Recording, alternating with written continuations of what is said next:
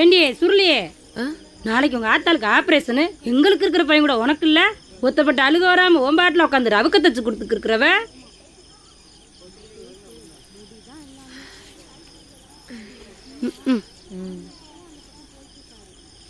அவன் நகையை குடுறின்னு கேட்டு என்னை அடிக்கிறப்ப நீங்கெல்லாம் ஆம்பளண்டா அப்படித்தான் இருப்பியான், பொறுத்துக்கணும் அப்படின்ட்டீங்க. ஆத்தா மட்டும்தான். அவன் என்னத்துக்கிட்டே உனக்கு கஞ்சி ஊற்றணும், நீயே 4 பொழப்ப கற்றுக்கிட்டு பொழைக்க பாருன்னு என்னை இங்கனை கொண்டாந்து வச்சுக்கிச்சு.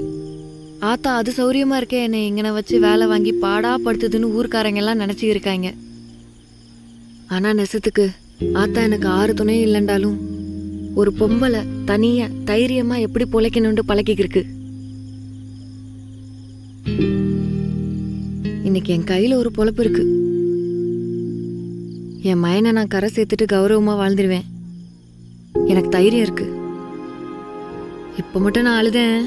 ஏண்டே நான் இல்லைண்டா உனக்கு பிழைக்க தெரியாதாடே, அப்படியாடி நான் உன்னை வளர்த்தேன்டா ஆத்தா விளக்கு மாற்ற எடுத்து என்ன வெளுத்து புரும். உங்களுக்கு ஒன்று தெரியுமா, கல்யாணத்துக்கு நாள் வரைக்கும் ஆத்தா என்னை யாருக்கும் தெரியாம பள்ளியோடத்துக்கு கூட்டு போய் கூட்டியாந்துச்சு.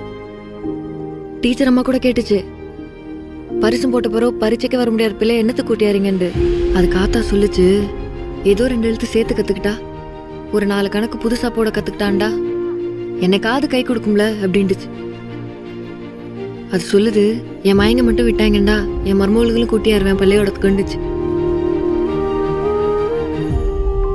அதனால தான் நீங்கள் திண்டுட்டு தூங்கும்போது அது கோவம் வந்து என்னத்தையாவது பழகங்கடின்னு கத்திக்கே இருக்கும். அதை என்னைய தவிர யாரும் சரியா புரிஞ்சுக்கல. அதுவும் ஆர்ட்டி அதெல்லாம் எதிர்பார்க்கல. ரொம்ப கஷ்டப்பட்டுருச்சு. வந்தா வரட்டும், இல்லைன்னா அது வாட்டுக்கு போய் சேரட்டும்.